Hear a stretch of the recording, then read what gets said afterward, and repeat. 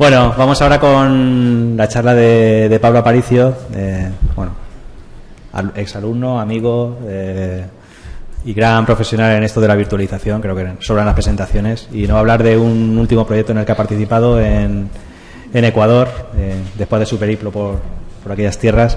Y bueno, los que lo hemos estado siguiendo por redes sociales, más o menos ya nos hacemos una idea de lo que vamos a ver, y bueno, parece muy muy interesante, así que bueno, nada, adelante.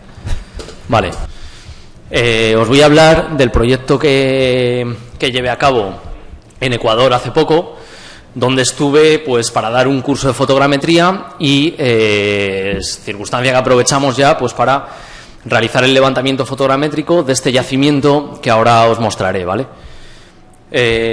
Para que os situéis, porque yo mismo no me hubiera sabido situar antes de estar allí. Ecuador es uno de los países más pequeñitos de Latinoamérica y, por cierto, de los que más biodiversidad tiene también, si no el que más. Y se encuentra en esta parte, aquí viene remarcado, de Latinoamérica, ¿vale? Es pequeñito, pero tiene muchísimas cosas, como digo. Y aquí a la derecha podéis ver el mapa de Ecuador y marcado también la zona en la que está Cuenca. Allí es donde está el yacimiento, en esa ciudad, en el que nosotros trabajamos durante un mes. Realmente fue durante un par de fines de semana, o un par de días del fin de semana, dentro de este curso que hicimos de fotogrametría, ¿vale? Ecuador se divide en 3 zonas, y aquí lo tenéis muy claro. Está la zona de la costa, la zona de la sierra en medio, que realmente son es la zona más elevada, es en la que se encuentra donde se encuentra Cuenca, capital de la zona de la región del Azuay, y son los Andes, ¿vale? Y luego está la zona de la Amazonía o el oriente, que es la parte más oriental, ¿vale? Nosotros, como digo, estábamos aquí en la parte sur de Ecuador, en pleno centro. Cuenca es una ciudad bastante especial de Latinoamérica. Dicen que es la ciudad más segura de Latinoamérica, y lo es probablemente. Allí se va gente de Estados Unidos a vivir allí, gente jubilados, porque les gusta, ¿no? Tiene una gran cantidad de población mayor, porque se van allí a pasar sus últimas décadas, ¿no? Es una ciudad muy, muy cómoda, ¿no? Y resulta también que es una de las ciudades coloniales, el mejor ejemplo de ciudad colonial, si no de Latinoamérica, sí, al menos de Ecuador, ¿no? Y tiene una característica también fundamental, y es que está situada entre ríos, ¿no? Y de cara a los ríos. Y uno de esos ríos es el Tomebamba, que aquí lo tenéis también en una fotografía antigua, y que tiene muchísima importancia en relación con el yacimiento que vamos a ver, porque el yacimiento que nosotros documentamos, el yacimiento de Todos Santos, se encuentra justamente encarado hacia este río y tiene una inclinación pues aproximadamente a lo mejor del 30%, una pendiente del 30%, justo dando hacia este río, y es lo que le da sentido, ¿vale?, al yacimiento. Aquí tenéis el plano de la ciudad en 1920 y podéis ver cómo es una ciudad colonial de libro, ¿no? Está trazada con escuadra y cartabón y formada totalmente por cuadras, así se llaman a estas manzanas. Y ahora ha crecido muchísimo, claro, pero toda esta zona céntrica se conserva tal cual, ¿vale? Y aquí encontramos, en la zona sur, donde fueron hallados en 1972 las ruinas que hoy nos quedan del yacimiento de Todos Santos, ¿vale? Como digo, encarados al río Tomebamba, que está por aquí. Tiene una característica también Cuenca, y es que no tiene nada que ver, pero con la cuenca de España tiene cierto parecido, justo con todas estas casas que miran hacia el río Tomebamba y que también tienen sus balcones colgantes y lo llaman el barranco a esa zona que da justo hacia el río, que tanta importancia tiene en la ciudad, ¿vale? Y es que, de hecho, en estos años de 1920 y hasta 1929, esta zona de Todos Santos se usaba pues como molinos, ¿no? Y la excavación del sitio de Todos Santos dejó claro que esa zona se había usado como molinos, como para zona de molinos, desde tiempos preincaicos, ¿vale? Porque, bueno, antes no estaban canalizadas las aguas y todas las aguas corrían por las calles hasta llegar a esta zona dando al río. Y este río acaba desembocando en el Amazonas, y del Amazonas al Océano Atlántico. Y no sé qué dice del... Bueno, a ver si se quita automáticamente esto, si no luego lo quitamos. Aquí tenéis al fondo la iglesia de Todos Santos, que es la que da nombre al yacimiento. Es una iglesia que, aunque tenía una anterior, se construyó, la que podemos ver ahora, a inicios del siglo XIX, finales del XVIII, y es bajando la calle que sale de esta iglesia, no esta que vemos aquí, que esta es la calle larga, sino otra que baja un poco más a la izquierda, pues donde se encontraron, con unas obras para construir unas casas, unos restos de dinteles labrados de factura inca, y fue entonces cuando se excavó el yacimiento que nosotros documentamos.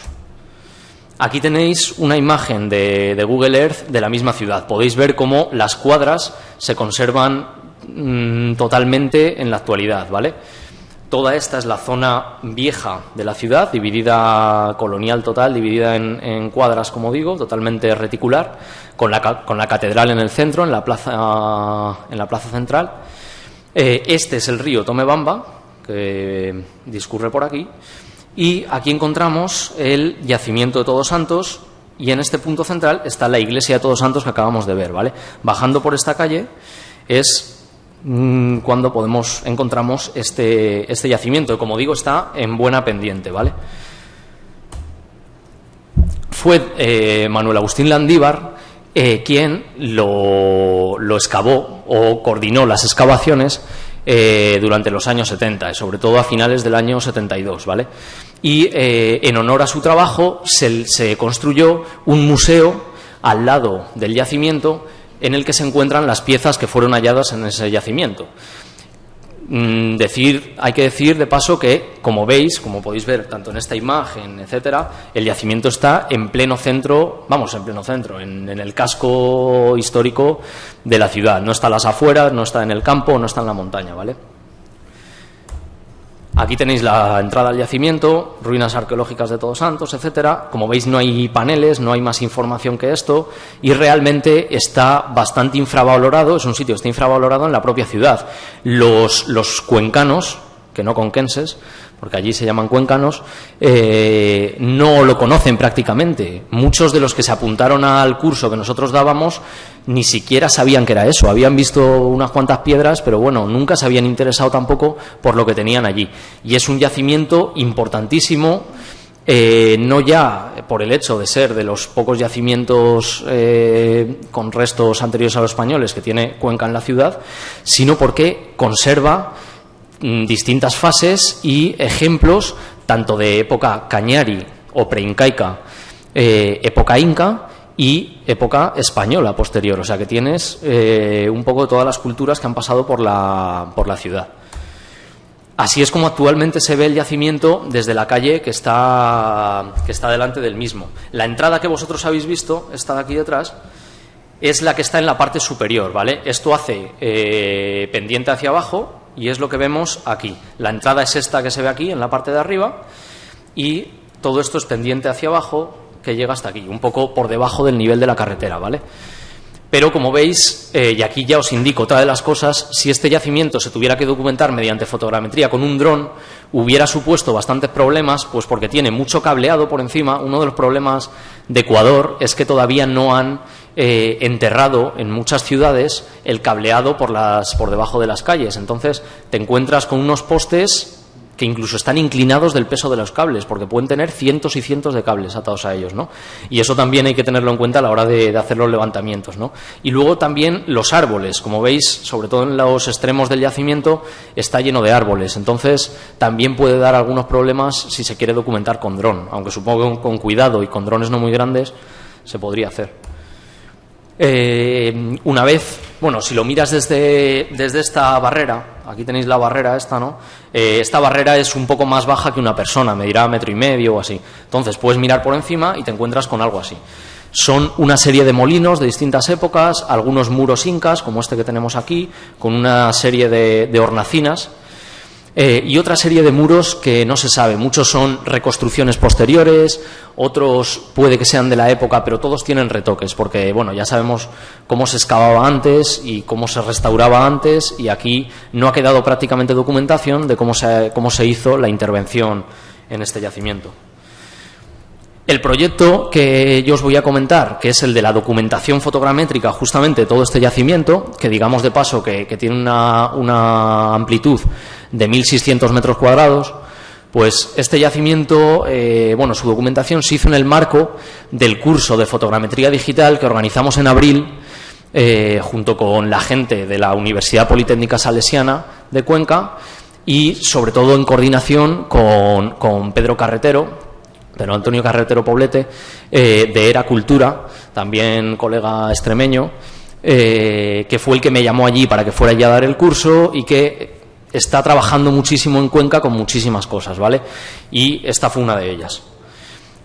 Como veis, bueno, hicimos todo tipo de trabajos a lo largo del curso con los alumnos, tanto de documentación de piezas, como veis aquí, como de documentación de arquitectura tradicional en campo y también documentación de yacimientos, y fue para ello para lo que fuimos al yacimiento de Todos Santos, ¿vale? Bueno, lo primero que hicimos en el yacimiento, obviamente, fue llegar, verlo, observarlo, ver a ver cómo podíamos dividir el trabajo y tener en cuenta, sobre todo, que este trabajo no es algo que yo haga como profesional o como empresa, sino que está dentro de un proyecto didáctico y que se tiene que hacer con alumnos, que eso también pues tiene unas características distintas, porque si yo hubiera ido con gente que tiene ya mucha experiencia en hacerlo, pues lo hubiéramos hecho de manera distinta. Esto se programó de una manera que era pensado para hacerlo con gente que estaba aprendiendo a la vez, ¿vale?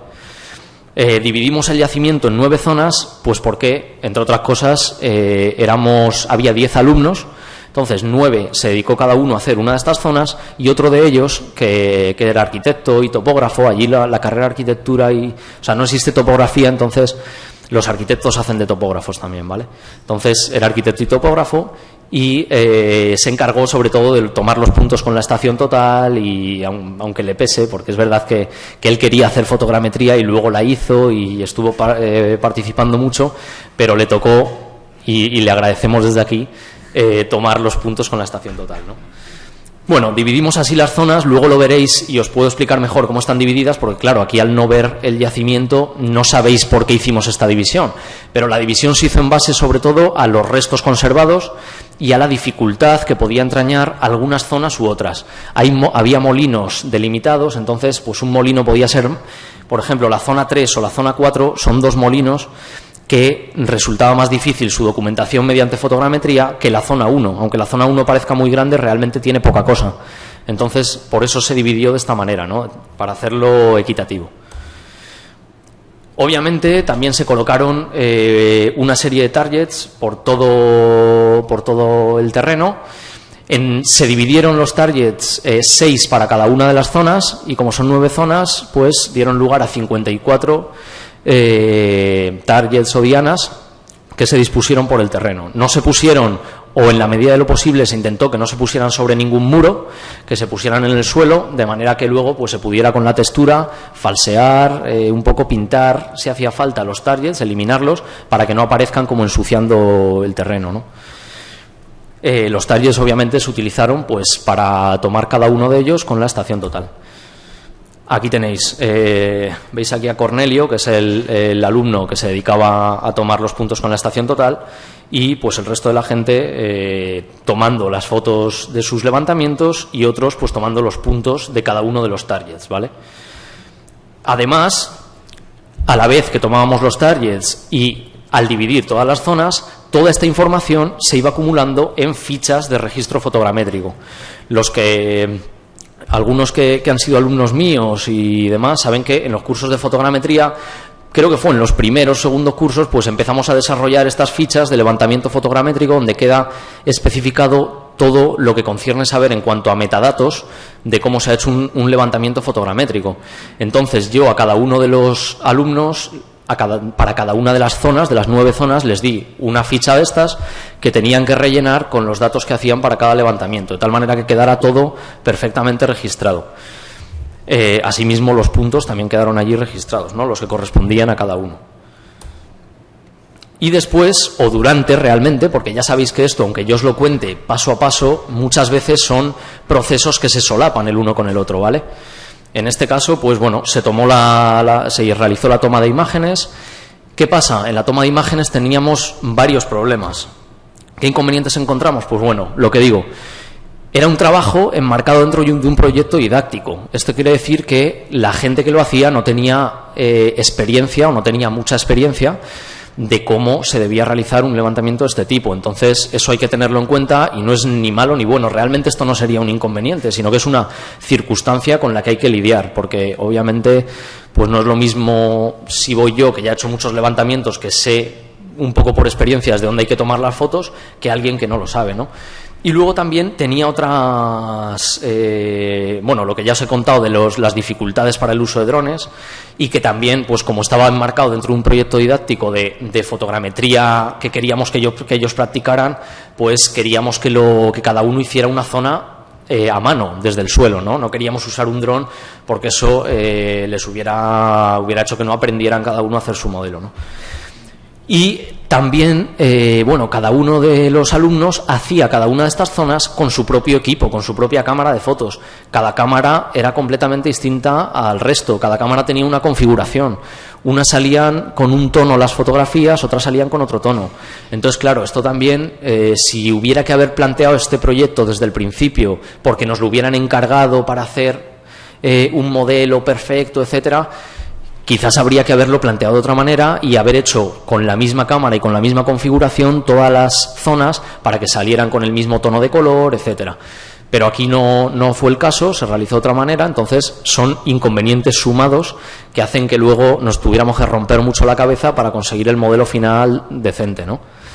Y otro problema, el día que fuimos a hacer las fotografías, pues salió el sol. Mira que en Cuenca a lo mejor está nublado 3 de cada 4 días, por ese día salió el sol y se marcaron las sombras, etcétera, ¿no? Entonces eso hizo también que algunos levantamientos pues salieran con esos problemas de sombra, sobre todo por los árboles, como ya habéis podido ver, que estaban sobre el yacimiento y que dejaban también la marca en el suelo, que no queda muy bien, ¿no?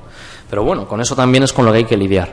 Podíamos haber ido otro día, pero en el calendario didáctico del curso que estábamos desarrollando, pues tocaba ese día ir al yacimiento. Entonces había que hacerlo así.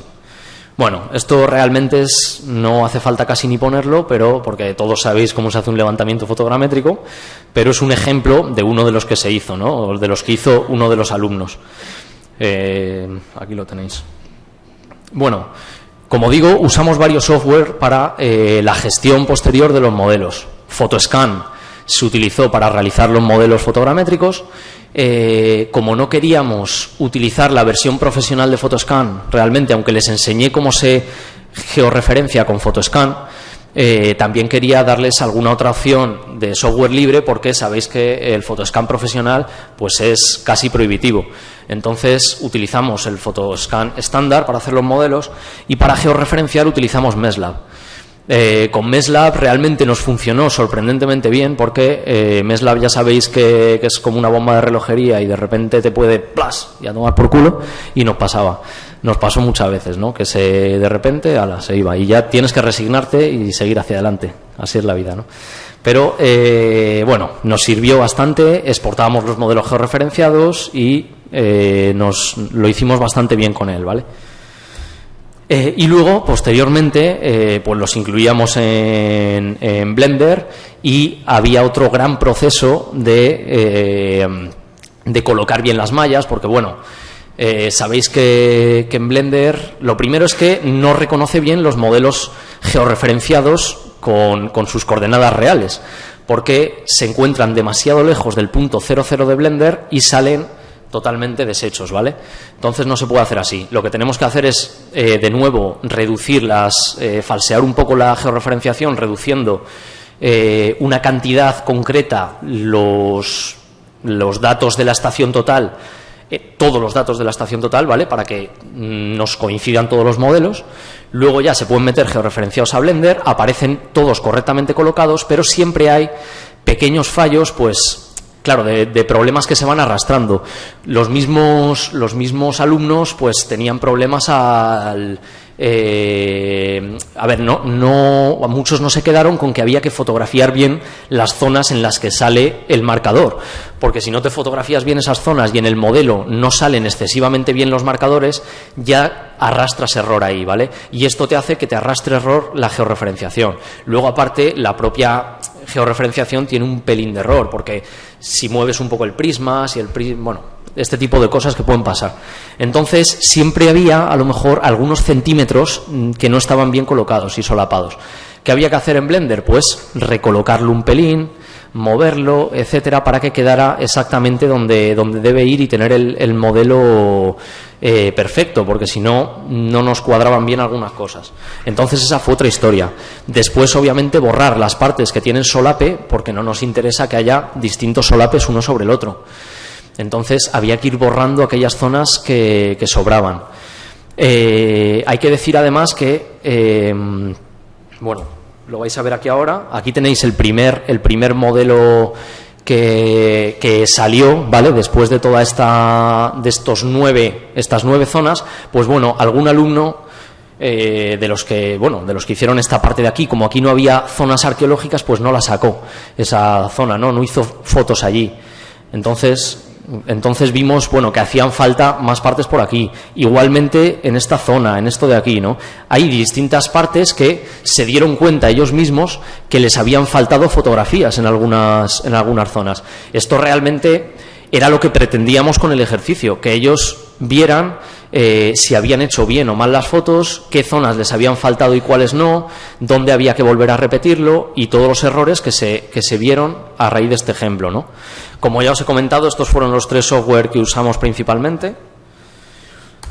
Y aquí tenéis también una imagen de detalle donde se aprecian bastantes de los errores que da este tipo de trabajos tan complejos y que nos hicieron tener que volver a tomar a tomar más fotos del yacimiento, ¿no? Aunque como sabéis, con Photoshop se pueden falsear algunas cosas y que quede bastante bien, aunque el modelo no esté completo, ¿no? Así que Photoshop muchas veces es bastante útil también. ¿Y qué hicimos entonces? Pues esas 9 zonas las tuvimos en cuenta, pero para rellenar y mejorar todo el modelo y para tener el modelo completo del yacimiento, pues me tuve que ir ahí un par de días a realizar el resto de levantamientos de zonas que faltaban. En total salieron 18 levantamientos fotogramétricos, 18 modelos que completaban todos los sitios que no habían salido muy bien o donde no había salido directamente modelo, ¿vale? Entonces lo hicimos para tener el modelo lo más perfecto posible. Claro, la unión de estos 18 modelos fotogramétricos se hace bastante complicada.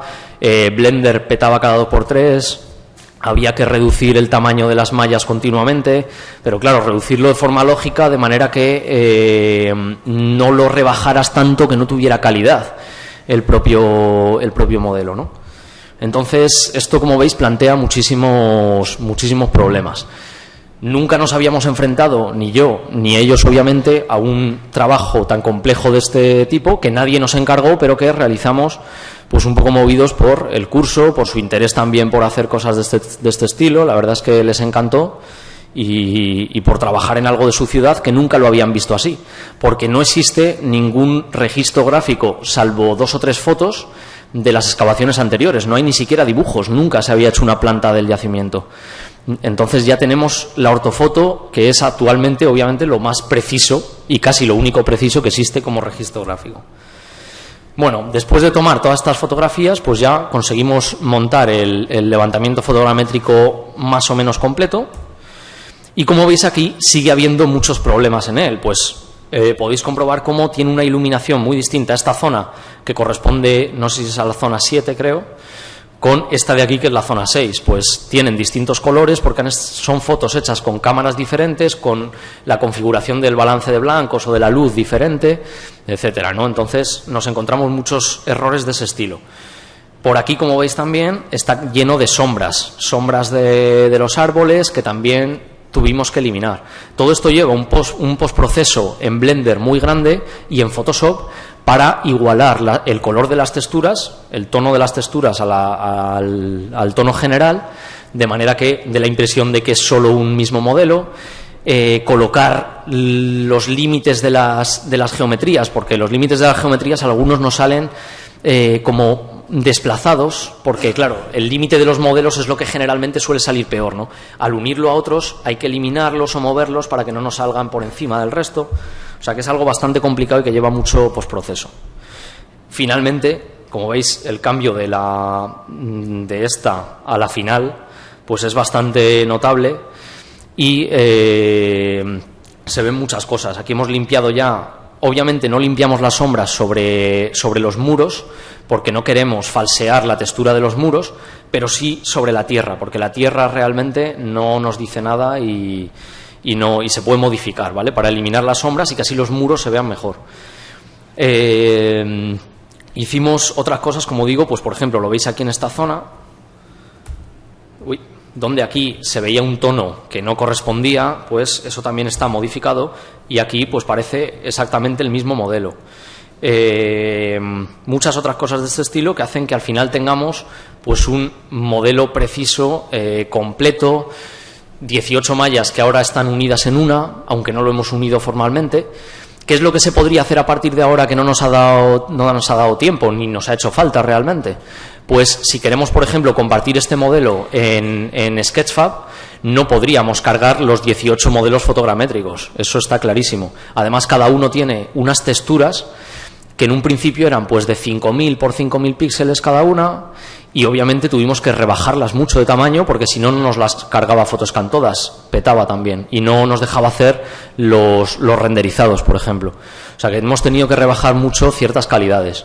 Pero quizás podríamos hacer una retopología de todo el modelo por encima, pegarle, hacer un vaqueado de las texturas sobre el modelo con retopología y tener un modelo con pocos polígonos, con textura más o menos precisa, que cargar en Sketchfab, ¿no? Ese sería el siguiente paso.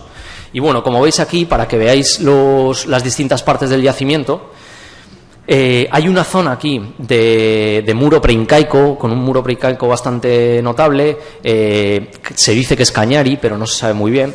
También hay aquí otro muro, que lo veréis ahora en la siguiente imagen, que también se dice que puede ser Cañari, pero lo más seguro es que esté reconstruido después de los años 70, pero reconstruido desde los cimientos, porque es que solían trabajar así, ¿no? Luego hay un muro muy bonito que se conserva muy bien, que es Inca total, que es el que tiene las hornacinas y está en esta parte y que se relaciona con un culto al agua.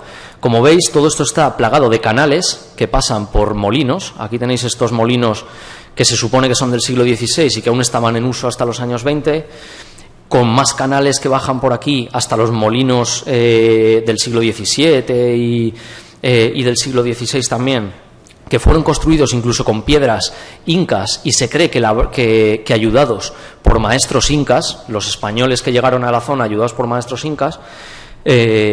Incluso este molino, el de Núñez de Bonilla, fue construido antes de la fundación de la propia ciudad, porque hay textos que dicen que ya existía ese molino antes de la fundación de Cuenca, ¿no? Entonces, un yacimiento tan importante como este está totalmente desconocido por la propia población de la ciudad, ¿no? Aquí tenéis un renderizado donde se ve mejor esto mismo, ¿vale?, del yacimiento. Como veis, son todo canales, dos molinos, hay muchas ruedas de molino por allí sueltas, seguro que encontradas en otros sitios, pero movidas a sitios donde se ven mejor para que la gente pues diga, anda, qué bonito, ¿no? Pero poco más, sin ningún rigor científico, se podría decir. ¿Y qué problema tiene este yacimiento? Que lo detectamos, bueno, se conocía ya, pero que con esto se ve mucho mejor, pues que sigue siendo exactamente lo que era antes. Es decir, un muy buen paso para el agua, para que corra el agua, y por eso se encontraban aquí los molinos. Entonces, ¿qué pasa? Pues que muchos de estos muros se están cayendo, se están arqueando, el agua pasa por detrás de ellos y lo está empujando hacia afuera hasta que al final se acabe derrumbando todo. Por lo tanto, necesita una inversión fuerte a la que creo que se está contribuyendo mucho con este modelo y con la revitalización de este yacimiento gracias a lo que hemos hecho allí, ¿vale? Porque la gente antes no sabía prácticamente que algo así existía en su ciudad. ¿Qué es lo que queda ahora? Pues como os digo, de este yacimiento actualmente se está haciendo una publicación a raíz del modelo 3D. La Casa de la Cultura de Cuenca, que es la que se encarga de gestionar este yacimiento, pues nos propuso, y en coordinación con Pedro Carretero, sobre todo, que lo mueve bastante, realizar una publicación, un monográfico dedicado al yacimiento, que no existe absolutamente nada publicado. Pues Pedro está investigando toda la parte histórica, arqueológica, etcétera, buscando los archivos de excavación, y se va a hacer una publicación de este estilo, que además va a incluir, y en eso hemos hecho bastante presión, un artículo dedicado al levantamiento fotogramétrico del yacimiento, más o menos a lo que os estamos contando, para poner en valor también la técnica y que no salga solo las imágenes del modelo 3D como bonitas imágenes que acompañan al texto. No, queremos que también se ponga en valor la técnica como algo científico. ¿Qué más? No, para atrás. Pues este muro, que es el muro Cañari, que está en la parte oeste del yacimiento, como veis, desde hace unos años, no sé si muchos años, nos decían los de allí del museo, se derrumbó, ¿vale? Se derrumbó parte del muro. ¿Qué ha hecho Pedro? Ha movido una intervención, gracias a la realización de este modelo 3D, para restaurar el muro. Lo están desmontando entero. Lo tenemos perfectamente documentado con fotogrametría. Tenemos todas las ortofotos. Claro, a partir de esto se pueden sacar todas las imágenes que se quiera de cada uno de los rincones del yacimiento, y eso es fantástico porque tenemos el estado actual documentado al milímetro.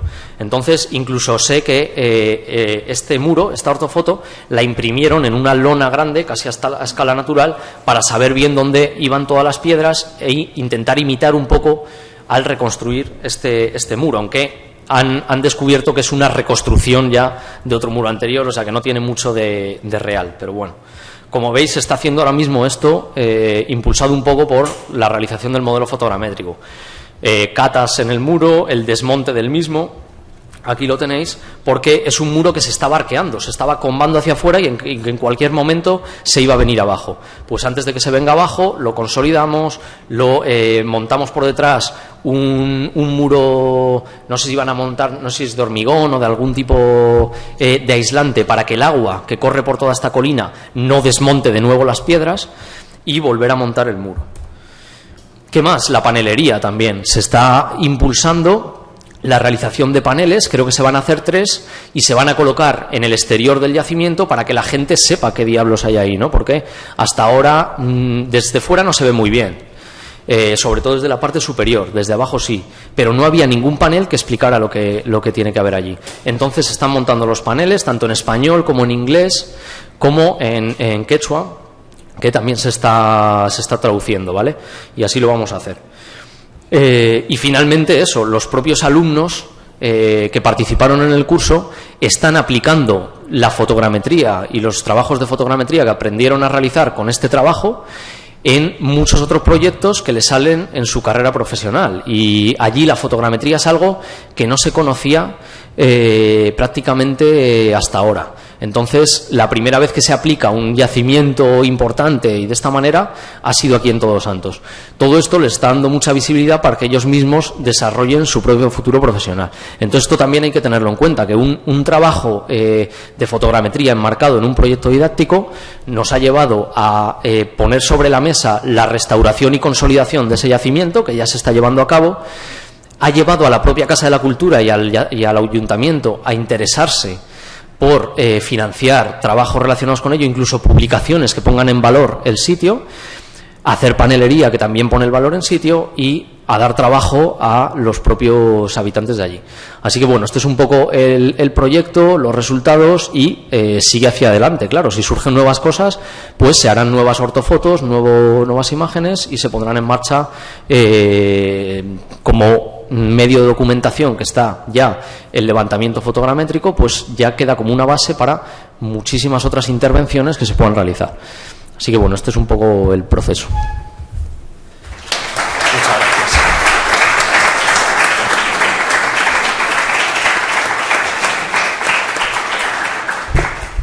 Vale, ¿tenéis alguna pregunta? Eloy.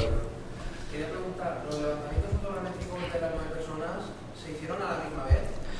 Sí. ¿Y no hubo problemas con las fotos después de que aparecen muchos errores de personas? Aparecen personas por el fondo normalmente, pero como cada uno se hizo con su propia zona, pues no había... generalmente no se solapaban, ¿no? Entonces les dijimos también que tuvieran cuidado con eso, ¿no? Y supongo que ellos mismos también pues tuvieron cuidado al tomar las fotos, que no estuviera el compañero de al lado justo encima de lo que ellos fotografiaban. Así que eso, se coordinaron entre ellos y no hubo realmente demasiado problema. Algunos hicieron muy pocas fotos y otros hicieron fotos para aburrir. Y eso también, claro, porque yo les digo, cuantas más fotos mejor, porque si no, más vale que sobren que no que falten, pero a veces se lo toman tan al pie de la letra que te hacen 1000 fotos para una cosa así, y dices, hostia, ahora no vas a saber de dónde quitar, pero bueno.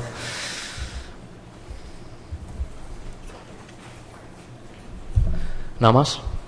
Sí, Ramón. Desde el punto de vista de la metodología, ¿no te planteaste dividir las zonas en función de las estructuras que había, simple y llanamente hacer una retícula y distribuir entre los alumnos?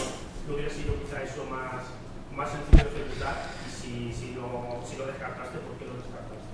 Es que eso, a la hora de la unión de los distintos elementos, puede ser más complicado, porque si ya dan problemas las uniones entre distintos modelos, pues mejor que esas uniones, esos pequeños fallos, queden en zonas intermedias de cada una de las zonas importantes, de los puntos clave, que no cruzándoles por en medio, ¿no?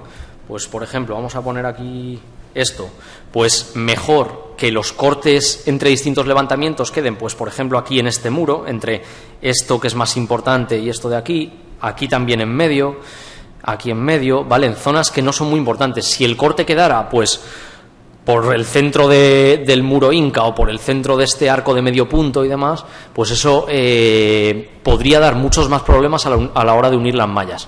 Entonces, además, puede ser que te venga alguien y diga, no, yo es que quiero un modelo solo del molino español del siglo XVII.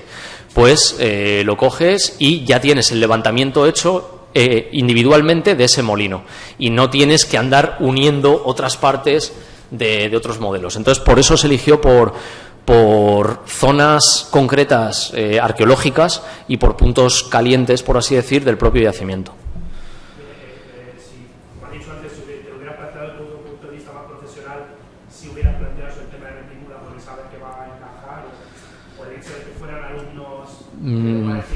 No, yo creo que lo hubiera hecho igual en cuanto a la toma de imágenes y la planificación de la división de zonas. Porque es que por cuadrícula realmente, tú imagínate que una cuadrícula me pilla justo aquí en medio de estas dos estructuras diferenciadas.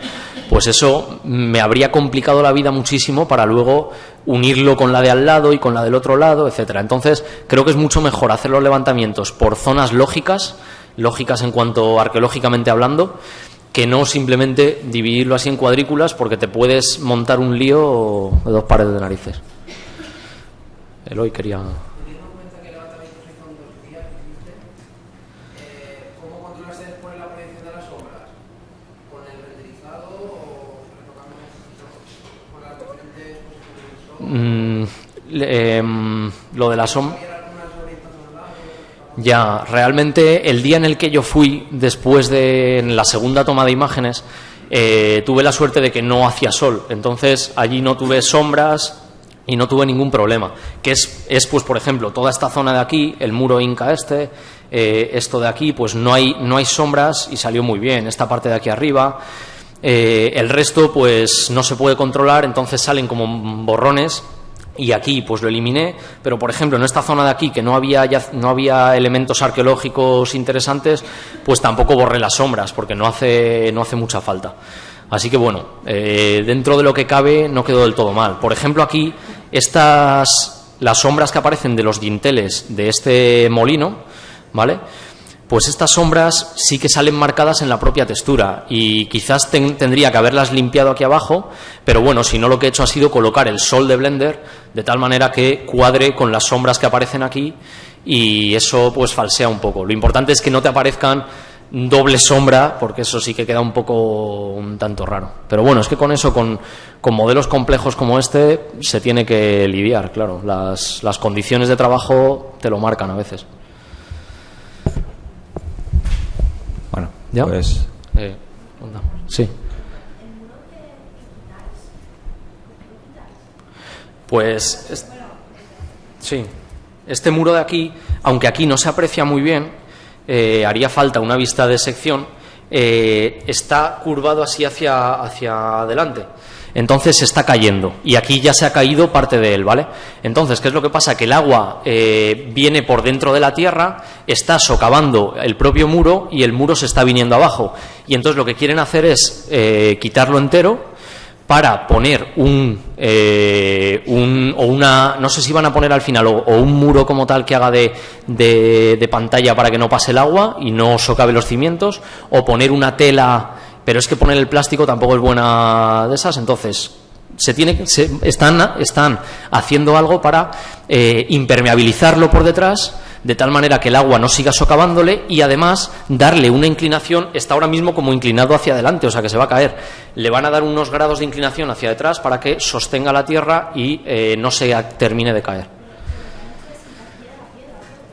Han desmontado el muro, desmontado para volverlo a montar, porque es que hace falta eso, si no. Y creo que no lo van a montar exactamente como estaba, pues porque al excavarlo, al hacer las catas que han hecho ahora, han visto que era un remontaje posterior al original, y además que la técnica constructiva que muestra no tiene nada que ver con los muros sí originales que se conservan, ni incas, ni preincas, ni nada del estilo.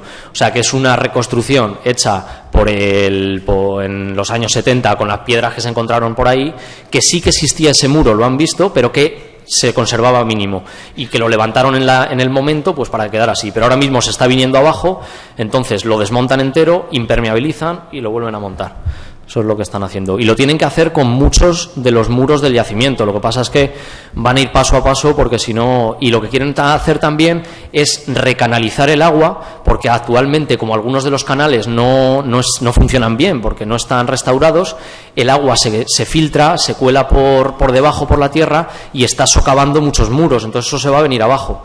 Así que están en proceso de restauración de ese estilo, de desmontar y volver a montar después de impermeabilizar. Claro. Bien, si os parece bien, luego rápida comentáis en petit comité todas las preguntas que tengáis. Venga, ¿vale? Pues si no nos come el tiempo. Sí. Y bueno, vamos a dar paso. Agradecerle a Pablo que la explicación, y enhorabuena por el trabajo, porque está realmente bien.